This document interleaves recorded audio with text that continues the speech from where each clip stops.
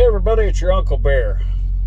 So, you know, over the years when you're driving truck, you learn certain things that you don't even realize you're learning. And one of those things is different smells. Different things on the truck burning. I mean, obviously, you know what diesel smells like. That you learn to smell coolant, burning electrical, rubber burning, which could be belts or tires.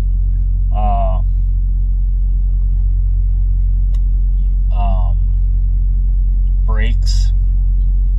There's all kinds of different smells. And anyway, years ago I drove for Pepsi, driving a semi-truck, picking up at the bottling plant, delivering to various distribution plants. And one such day, it was winter time, and I had just delivered to their distribution plant in Aberdeen, South Dakota. And the roads were dry and everything, but there was a lot of salt, so everything was getting all white. Anyway, I was about halfway over to Mankato, where the bottling plant was, to pick up another load. I smelled something, and I had no idea what the smell was. I'd never smelled it before. And then it quit. Halfway over there, it just quit.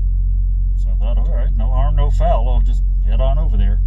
So I got over to Mankato, and I got loaded, and I wheeled around the side of their building, and I grabbed my squeegee and my squirt bottle, and I was going to clean the windshield. And I lift the hood, and I saw something on the passenger side of the engine, dark underneath the cab. What the hell was that? So I go over there, and I kind of lean down and look under there, and here's a raccoon, just eyes locked on me. I said, "Get!" He didn't even blink. And that's a bad sign with a wild animal. If they don't even blink, they're ready to fight. So I went inside to the shipping office, and I told the shipping guy, I said, we have a problem. And he said, "What's that?" And I said, "I have a raccoon underneath my cab on my truck." He said, "How is that our problem?" I said, "Well, do you want your load delivered? Because I need to wash my windshield."